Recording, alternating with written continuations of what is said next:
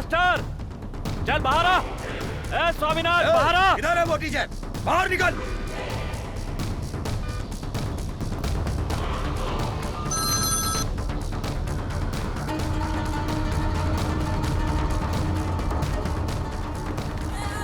क्या रे मास्टर, तूने कंप्लेंट की?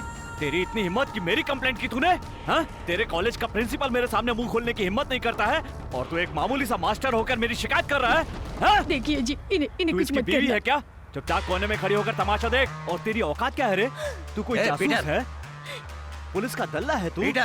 बोल बोल, क्या है तू? जाने दे पीटर, जाने दे। ये अपने आप को समझता क्या है? मेरी शिकायत करेगा? क्या कहा था तूने? मुझे गुंडा कहा था तूने? नहीं बोलेगा ना तू? देखिए जी, इन्हें तो एक काम कर, वहाँ बोर्ड पर जाकर लिख दे कि मैं गुंडा हूँ। जा लिख दे। जाना। नहीं भैया, छोड़ दो इन्हें कुछ मत करना। मैं आपके हाथ जोड़ती हूँ, पैर पड़ती हूँ, इन्हें कुछ मत करना। ये मेरे पति है। भाई इसने तो ब्लैक बोर्ड पर गुंडा लिख दिया।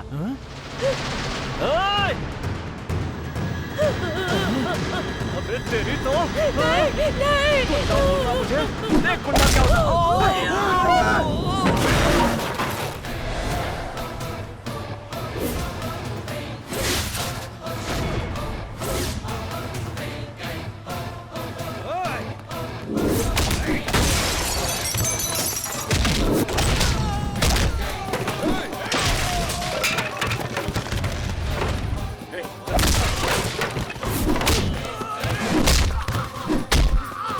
सर पुलिस को इन्फॉर्म कर दे क्या? एक तो हम लोग कुछ भी नहीं कर सकते और जो मार रहा है उसको भी रोकने के लिए कह रहे हो।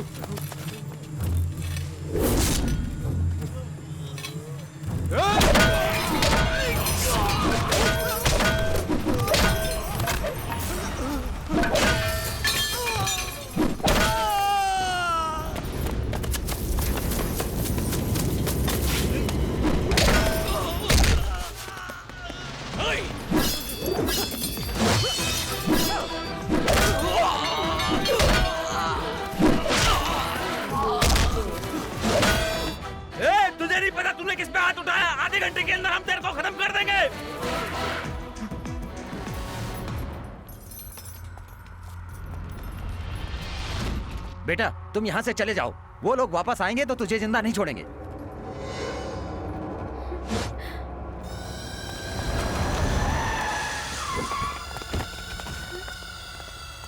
यही है भाई, मार साले को।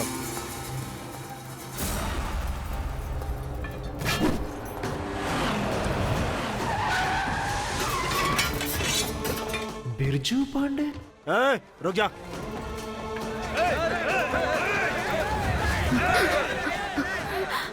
पिताजी, पिताजी, इसका मतलब ये बिरजू पांडे का बेटा?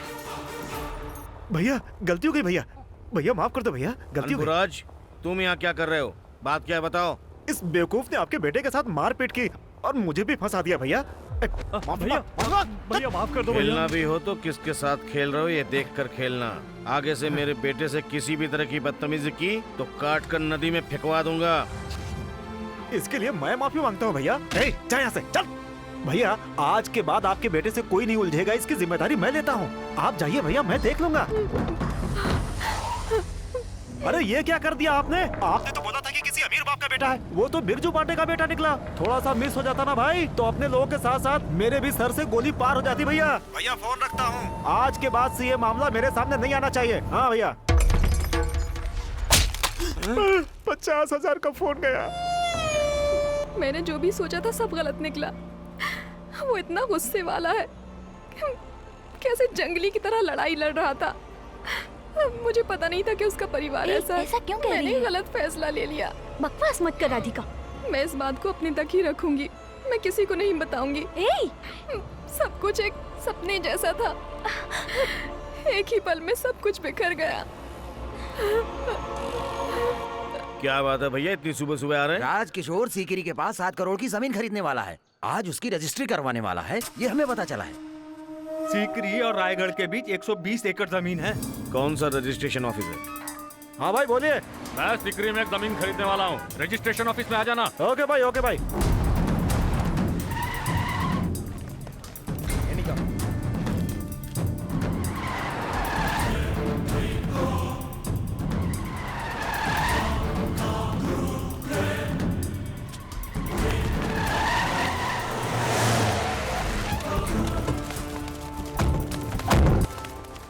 अरे भैया, आप यहाँ? तुम यहाँ क्या कर रहे हो? एक जमीन की रजिस्ट्री के लिए आया था। अच्छा, किसके पैसों से?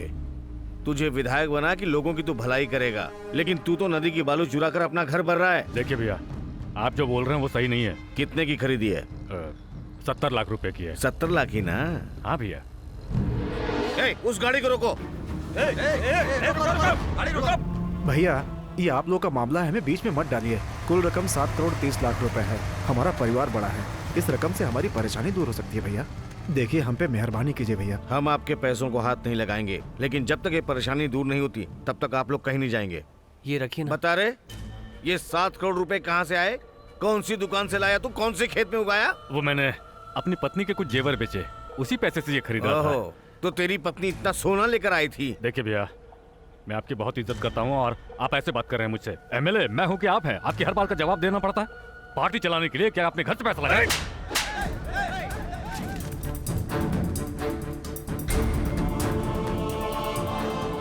मेरी बात मानकर 50,000 लोगों ने तुझे विधायक बनाया है। अब मैं उनके सामने किस मुंह से जाऊंगा? पिताजी, मैंने सब कुछ सुन लिया। इसके लिए एक तरकीब है। बोलो क्या है? लोगों के पैसों से ली गई जमीन को ये अपने हाथों से ही यहाँ के लोगों के लिए दान में दे सकते हैं। क्या ऐसा हो सकता है? हाँ, हो सकता है पिताजी। इसके लिए स्टैम्प ड्यूटी कम है, अभी कागज तैयार हो जाएंगे। ठीक है बेटा। चाचा, मैं जो कह रहा हूँ वो टाइप कीजिए ना।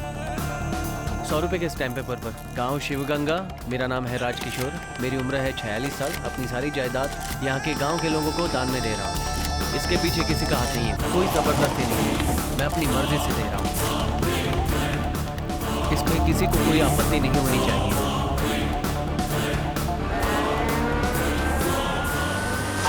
हो गया।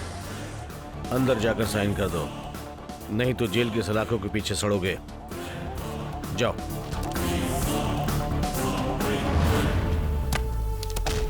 राजकिशोर, जब से तू लोगों का पैसा चुराने लगा तब से तू एमएलए पद पर बने रहने का हक खो चुका है। 15 दिनों के अंदर अंदर तुझे इस्तीफा देना होगा और उपचुनाव भी कराना होगा। मेरी बात सुन, उपचुनाव तेरे इस्तीफा देने के बाद ही होगा, नहीं तो तेरी मौत के बाद होगा। जा।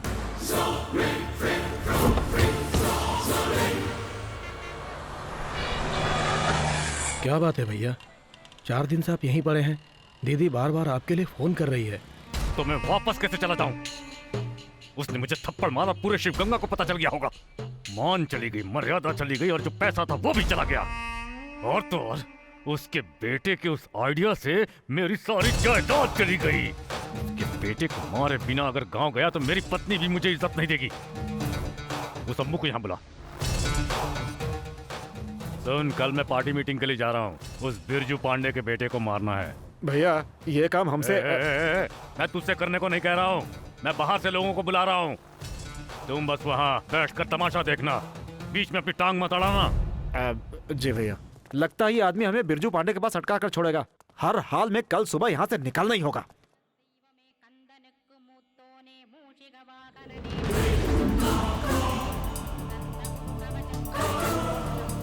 सुनिए, सीकरी के रजिस्ट्रेशन ऑफिस में अनबू आया था, मुझे देखकर भाग गया। हमारे लड़कों में और उसके आदमियों में दुश्मनी है। अनबू राजकिशोर के रजिस्ट्रेशन में क्यों आया, इस पे मुझे शक हो रहा है। मालिक बोलिए मालिक। अपने श्रवण और पीटर के बीच में क्या लफड़ा हुआ, सच बताना। मालिक, तूने मुझसे बहुत कुछ छिपाया है। अब चुपचाप सुन क्या रहा है? ये जानबूझ करके किया गया है या अंदर की कोई बात है? जब उसने चाय मुंह पर मारा था तो उसी समय हाथ काट देने थे। आपने ही तो कहा था कि किसी भी तरह के लफड़े में मत पड़ना। मेरी ही गलती है। मेरा बेटा मेरी बात मानकर चुप रहा। जाकर मैं इस अनबुराज को देखता हूँ। भाई अचानक से हम जा कर रहे हैं। अबे तू दिमाग मत लगा, बेटे को कुछ हो गया तो उसका बाप हमें छोड़ने वाला नहीं है। फोन भाई। शैतान का नाम लिया, शैतान हाजिर।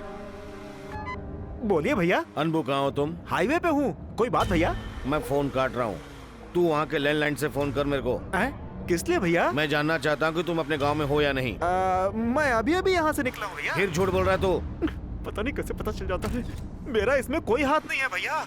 उस राजकिशोर ने ही बाहर से कुछ लोगों को आपके बेटे को मारने के लिए बुलाया है। क्या बोला तूने? आपको नहीं पता भैया? अगर मेरे बेटे को कुछ हुआ ना तो सुन ले, सिकरी के एक एक कुंडों को काट के रख दूंगा मैं। भैया चल जल्दी से पहुँच।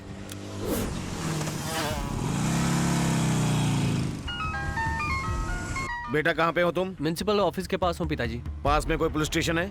हाँ, पुलिस स्टेशन पास में ही है। वहाँ जाते ही फौरन मेरे इंस्पेक्टर से बात करवाओ। क्या बात है पिताजी?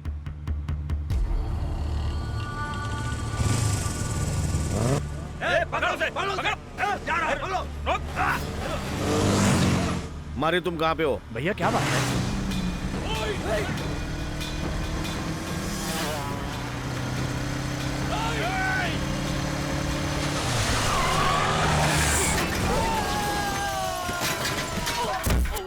पता चला है कि वो पुलिस स्टेशन में आया ही नहीं। अपने लड़कों को बोलो फौरन उसे ढूंढने की कोशिश करें।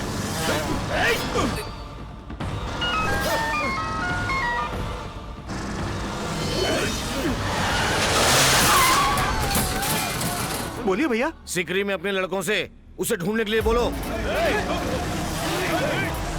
जी भैया। पीटर,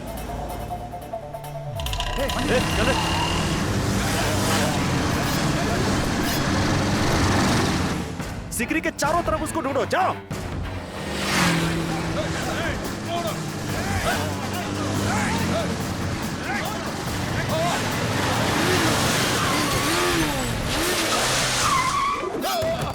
उसे कुछ हुआ तो भैया हमें नहीं छोड़ेंगे। मैं ऊपर जा रहा हूँ, तुम लोग यहाँ देखो। कोई खबर मिले तो तुरंत बताना।